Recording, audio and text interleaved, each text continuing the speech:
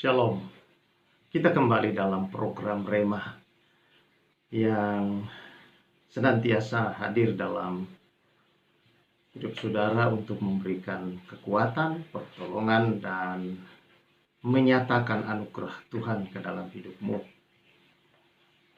Biarlah damai sejahtera, sukacita, dan berkat-berkat dalam kasih karunia Tuhan dilimpahkannya senantiasa atas seluruh hidup saudara-saudara kekasih Yesus. Pembacaan kita pada hari ini adalah Mazmur 82. Demikian firman Tuhan. Allah dalam sidang ilahi. Mazmur Asaf. Allah berdiri dalam sidang ilahi di antara para Allah, ia menghakimi. Berapa lama lagi kamu menghakimi dengan lalim dan memihak kepada orang fasik? Berilah keadilan kepada orang yang lemah dan kepada anak yatim. Belalah hak orang sengsara dan orang yang kekurangan. Luputkanlah orang yang lemah dan yang miskin. Lepaskanlah mereka dari tangan orang fasik. Mereka tidak tahu dan tidak mengerti apa-apa, dalam kegelapan mereka berjalan, goyanglah segala dasar bumi. Aku sendiri telah berfirman, kamu adalah Allah, dan anak-anak yang maha tinggi kamu sekalian.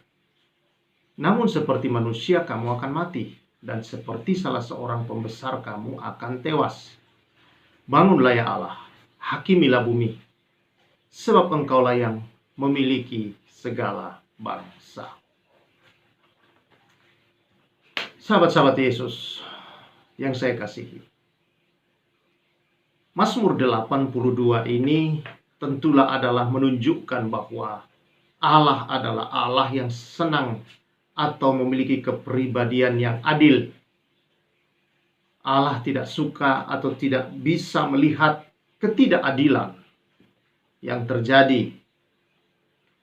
Nah, dari bacaan kita ini jelas ini adalah sepertinya teguran terhadap kehidupan yang tidak adil, terhadap ditujukan kepada orang-orang yang memiliki kedudukan, memiliki kekuatan dan kuasa yang digambarkan mereka seperti Allah bagi orang lain. Dan dikatakan mereka adalah anak-anak yang maha tinggi kamu sekalian, dalam arti bahwa mereka harus sadar bahwa kedudukan atau kuasa, wibawa, dan juga kemampuan untuk mereka bisa mengadili orang lain itu berasal dari tempat yang maha tinggi, bukan dari kemauan dan keinginan mereka sendiri. Nah, adalah hal yang bukan lagi hal yang menjadi rahasia saudara-saudara untuk melihat ketidakadilan di bawah kolong langit ini. Di dalam pengadilan-pengadilan khususnya, saudara-saudara, maka kita menemukan dan kita melihat di dalam tayangan TV-TV dan bahkan mendengar dari orang-orang yang diperlakukan tidak adil di dalam pengadilan-pengadilan manusia. Dan sepertinya itu hal yang sudah biasa terjadi di sekeliling kita, atau di tengah-tengah dunia. Negara manapun saudara, mencari keadilan sungguh-sungguh seringkali itu sukar.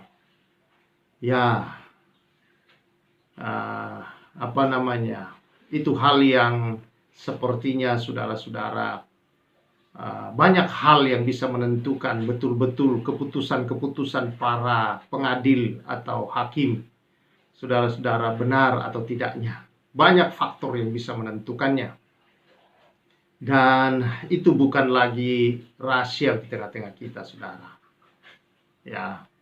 Bahwa kita melihat orang-orang yang diperlakukan tidak adil di pengadilan-pengadilan, keputusan-keputusan yang diberikan seringkali tidak adil, itu hal yang biasa. Walaupun tidak seluruhnya, tentu banyak keadilan-keadilan juga yang mereka tegakkan dengan benar. Tetapi saudara-saudara, saya ingin menyoroti bukan hanya dari sisi mereka. Karena sebenarnya keadilan demi keadilan itu sudah dibangun sejak dari dalam kecil. Dan keadilan seringkali dibangun ketidakadilan saudara-saudara sudah dibangun dari sejak kecil. Dan ketidakadilan itu saudara Itu banyak dimulai di dalam kehidupan sehari-hari di dalam rumah tangga. Kita melihat saudara-saudara, adanya pilih kasih seringkali yang tidak disadari oleh orang tua menunjukkan bahwa kita sedang menunjukkan ketidakadilan. Ada orang tua, saudara-saudara, yang kadang-kadang anak yang paling kecil lebih disayang. Terlihat apapun alasannya, saudara-saudara, kepada anak kita yang lain, kita menyatakan bahwa ini bukan pilih kasih, tapi karena adikmu masih kecil, dia butuh perhatian. Kakaknya juga kita harus sadari butuh perhatian yang tidak kurang daripada adik yang paling kecil. Kita tidak bisa mengatakan demikian karena namanya anak, tidak mengerti dan belum mengerti hal-hal seperti itu. Nah, ketidakadilan ini, saudara-saudara, tanpa kita sadari sudah kita pertontonkan, sehingga itu tumbuh dalam kehidupan manusia dan masyarakat. Dan itu dimulai juga, saudara-saudara, dari dalam rumah tangga. Karena itu kehidupan rumah tangga, saudara-saudara, adalah sangat penting, harus diisi dan didasari di dalam kasih. Karena kalau tidak, saudara-saudara, ada banyak ketidakadilan yang kita pertontonkan di sana. Ada orang tua, saudara-saudara, anak tertentu kalau salah dihajar, dipukul. Tetapi anak yang lain, saudara-saudara, kalau dia bersalah tidak diapa-apakan. Dielus-elus dan dikatakan, lain kali jangan begitu ya nak. Ini bentuk-bentuk ketidakadilan, saudara-saudara. Belum lagi ketidakadaannya kesepakatan di antara orang tua di dalam mendidik anak-anak.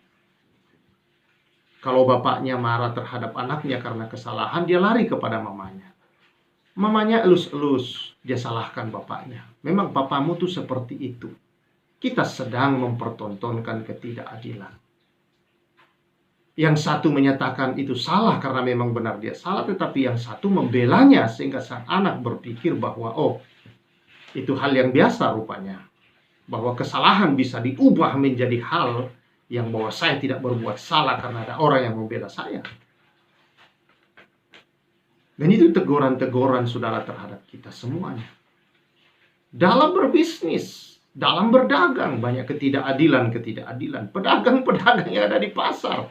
Kenapa? Mereka punya timbangan seringkali, saudara-saudara. Itu dari petugas-petugas pemerintahan harus menguji ulang dan menemukan kelicikan-kelicikan pada timbangan-timbangan yang mereka gunakan di pasar-pasar. Ini ketidakadilan, saudara-saudara. Ada banyak sekali dalam hidup ini. Kadangkala kita memutuskan satu perkara terhadap dua orang sahabat kita, saudara-saudara, dan membenarkan yang satu dan yang satu tidak, karena kita lagi sedang jengkel kepada yang ini, padahal sebenarnya dia benar. Nah, seringkali hal-hal ini, saudara, kita sudah menunjukkan ketidakadilan. Sedangkan Allah kita adalah Allah yang adil. Dia mau dalam hidup ini, saudara-saudara, kita adil. Belajar kepada Allah, karakter ilahi, saudara-saudara, kan keadilan. Demikian juga di dalam gereja Tuhan, saudara, ini hal yang tidak terlepas. Seringkali banyak ketidakadilan kita temukan. Memandang muka. Kata Yakobus, jangan memandang muka. Tetapi bukankah itu yang banyak juga kita temukan, saudara-saudara, justru di dalam gereja Tuhan. Sehingga ada sebagian orang yang menjadi marah. Sebagian orang, saudara-saudara, yang merasa lebih diperhatikan, lebih disanjung-sanjung, lebih diutamakan daripada yang lain. Yang seharusnya menurut firman Allah itu kita tidak lakukan. Hanya karena faktor-faktor tertentu, saudara-saudara, sehingga orang lain begitu dihormati dan yang lain tidak. Sama seperti hakim yang adil kita Allah, menegur hakim-hakim yang sudah diberi kuasa di sini, pemimpin-pemimpin, supaya mereka berlaku adil. Anak-anak yatim, orang berkekurangan yang sengsara dan miskin, mereka tidak membela haknya.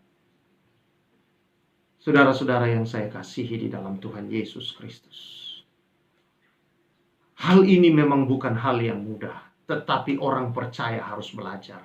Mulailah di dalam kehidupanmu pribadi, mulailah di dalam kehidupanmu rumah tanggamu, dan mulailah di dalam engkau bekerja dan berbisnis.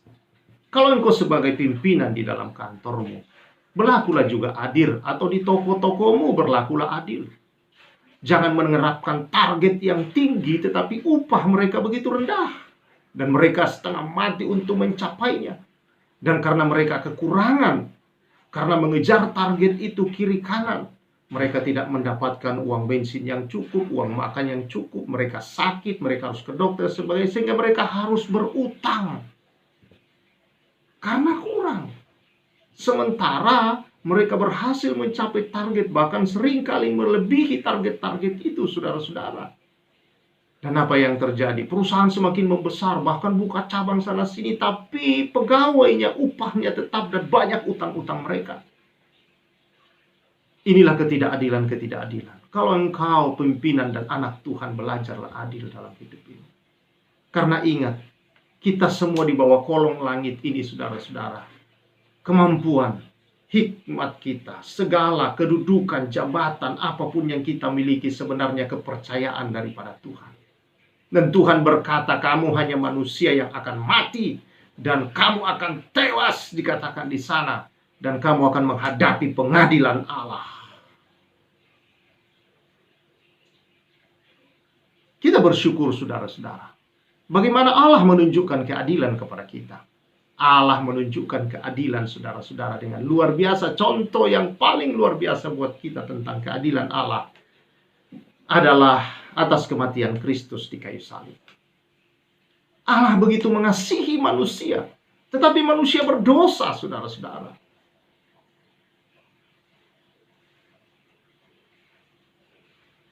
Dan Allah harus menghukum dosa itu. Dan satu-satunya cara, saudara-saudara, menghukum dosa itu adalah adil bagi manusia untuk dibuatkan neraka dan dimasukkan ke dalam neraka pada akhirnya akibat daripada dosanya. Tapi di satu sisi dia begitu mengasihi manusia. Jadi bagaimana, saudara-saudara, Allah menyatakan kasih dan keadilannya? Dia utus putranya Yesus Kristus, Tuhan. Dia utus putranya Yesus Kristus. Di dalam diri Yesus di kayu salib, Allah menyatakan kasih-Nya dengan mencurahkan pengampunan atas dosa kita. Dengan cara menyatakan keadilan terhadap dosa kita, yaitu memakukan dan menimpakan segala dosa itu ke dalam tubuh anaknya di atas kayu salib. Karena dia tahu, hanya Yesus Kristuslah yang bisa menanggung seluruh amarah Allah terhadap dosa itu dan murka Allah terhadap dosa itu. Dan hanya dari dalam diri Yesuslah kita bisa memperoleh pengampunan, yaitu mengalami kasih Allah, yaitu diampuni segala dosa, kesalahan, dan pemberontakan, kesesatan kita. Dan oleh bilur-bilurnya kita menjadi sembuh. Saudara-saudara yang saya kasih dalam Tuhan Yesus, ini mengajar kepada kita bahwa Allah telah berlaku adil atas kita. Tidak menghukum dosa itu di dalam tubuh kita, tapi dia menghukum dosa itu di dalam tubuh Yesus. Dan yang dia nyatakan kepada kita adalah kasih. Jadi satu sisi kasih-Nya dia nyatakan, satu sisi, saudara, kasih-Nya, keadilannya dia nyatakan ke dalam tubuh Yesus Kristus. Puji nama Tuhan atas semua ini. Karena itu, saudara, dalam hidup ini belajarlah berlaku adil. Bagaimana belajar berlaku adil, saudara-saudara, dalam hidup ini? Dengan mengingat bahwa semua yang kita diberikan adalah dari Tuhan kita yang membuat kita mampu menjadi seorang pemimpin, menjadi seorang penguasa, menjadi seorang yang lebih tinggi kedudukan jabatan daripada orang lain. Dan supaya kita tidak sewenang-wenang, hanya karena kemarahan, hanya karena ketersinggungan, hanya karena hal-hal yang kita alami, perasaan-perasaan yang tidak nyaman dengan orang-orang tertentu, lalu kita mulai berlaku tidak adil. Karena egoisme kita, karena kita prestise kita, saudara, kita berlaku tidak adil dalam hidup ini, di segala bidang apapun, saudara. Karena itu belajarlah berlaku adil dalam hidup ini. Milikilah pikiran dan perasaan seperti Yesus, saudara, dalam Filipi 2, yang rela mengosongkan dirinya untuk orang lain. Dia selalu berpikir juga untuk kebahagiaan orang lain. Dan itulah sebabnya dia bisa berlaku adil atas hidup ini. Dia tahu kita tidak mampu menanggung dosa, saudara-saudara.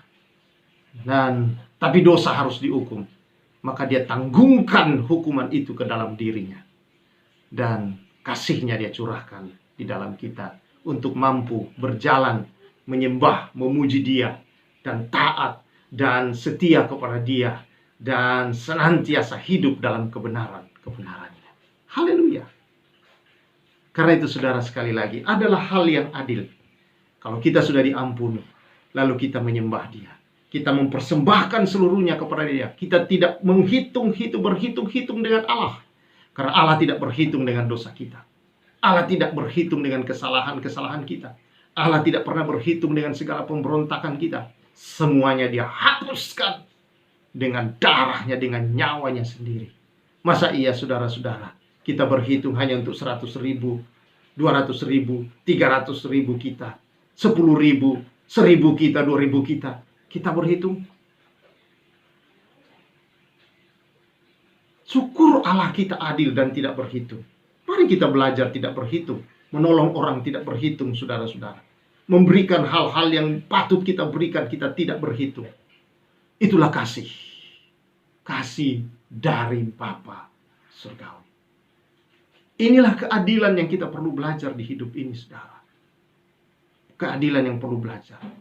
Kita jangan hanya mencari keuntungan bagi diri kita, tapi mari kita bermanfaat dan menjadi terang bagi orang-orang lain.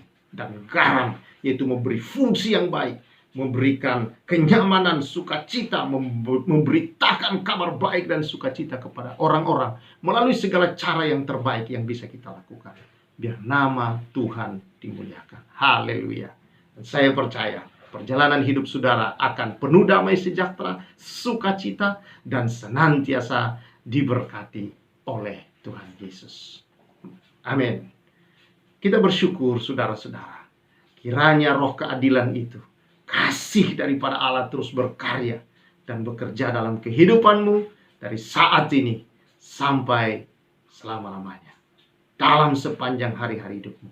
Agar engkau berbahagia di bumi ini dan bersukacita senantiasa. Penuh damai dan sejahtera daripada Tuhan kita Yesus Kristus. Haleluya.